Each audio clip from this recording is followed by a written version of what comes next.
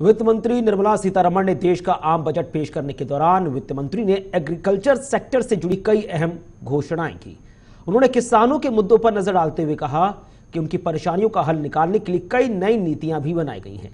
ऐसे में dairy farming वाले किसानों को कितना फायदा मिलेगा, ये जानने के लिए हमारे संवाददाता कपिल गौर ने डेयरी फार्म के संचालक से कुछ खास बातचीत की। देश का 2022 साल का बजट आ चुका है। ऐसे में कृषि का बेहद ख्याल रखा गया है कि कृषि का एक अलग से बजट हो। इस चीज़ का बहुत अच्छे से ध्यान रखा गया है भारत सरकार द्वारा। ऐसे में क्योंकि किसानों की कुछ नाराज़गियां भी थी, वो चल रही थी। ऐसे में अब मैं एक यहाँ पर डेयरी फार्म है उसके यहाँ पर मैं मौजूद हूँ, जो डेयरी फार्म के संचालक हैं और जो काम भी यहाँ पे आप करते हुए लोगों को देख सकते हैं। भैंसें हैं, यहाँ पर गायें हैं।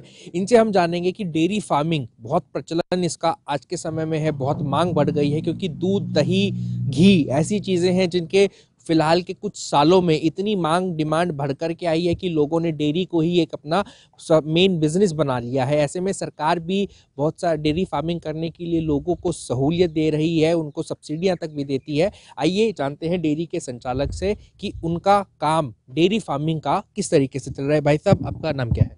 पवन चौहान है नाम। पवन जी, आपने ये डेयरी, ये जो चल आपकी है डेयरी, ये इसको कितने साल हो गए हैं? 12 साल हो गए, 12 से 13 साल हो गए। हाँ, 13 साल में क्या आपको कोई इसको चलाने में कोई परेशानी, कुछ दिक्कतों का सामना करना पड़ा? दिक्कत नहीं है। कोई दिक्कत नहीं, कोई दिक्कत नहीं। तो कितने गाय भैंस आपके यहाँ पर है? हमारे पास 15 गाय है, 15 भैंस है। टोटल 30 है। 30 है, हाँ टोटल। 30 है। तो ऐसे में इनका जो खर्चा पानी है यहाँ पे, जैसे हम देख भी रहे हैं कि यहाँ पे 2 लोग एक भैंस को नहलाने धुलाने का काम भी कर रहे हैं, तो खर्चा पानी क्या रहता है इनका, लोगों का जो इस संचालन में आता है डेयरी के संचालन? हाँ, ये भाई ऐसा है ना, भैंस पे महीने के 10,000 रुपये खर्चा। एक भैंस? हाँ, एक भैंस पे। और गाय पे? गाय पे आप 5,000 रुपये मान लो। 5,000? हाँ, 5 तो से 6। इनका आप जो क्या क्या आप यहाँ से डेयरी से जो है लोगों को बेचते हैं? हाँ, दूध बेचते हैं यहाँ से, दूध, घी ये बेचते हैं। आपको क्या लगता है कि अब सरकार ने जिस तरीके से बजट निकाला है, कल ही बजट की घोषणा हुई है, उसके अंदर कृषि को लेकर के एक खास पैकेज दिया गया है, डेयरी कृषि के अंदर ही, चूंकि ये डेयरी फार्मिंग भी आती है, तो ऐसे में आपको क्या लगता है बजट कैसा रहा? बजट अच्छा रहा, हमें सब्सिडी मिली है अब।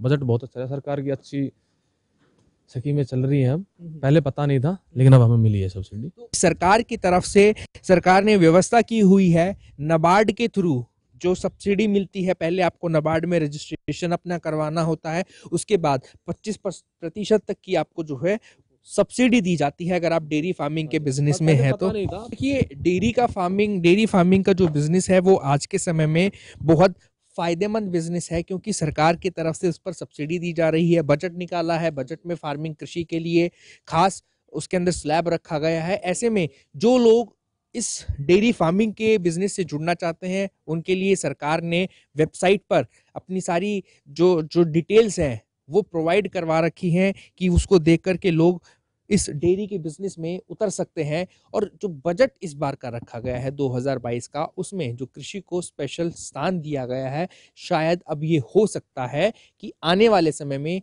जिस प्रकार से पवन जी ने भी बताया, कि आने वाले समय में ज़्यादा से ज़्यादा लोग इस डेयरी के बिजनेस के साथ जुड़ सकते हैं क्योंकि इसमें अच्छा मोटा मुनाफा भी हो सकता है। कैमरा पर्सन अमित के साथ कपिल कोट, J24 न्यूज़।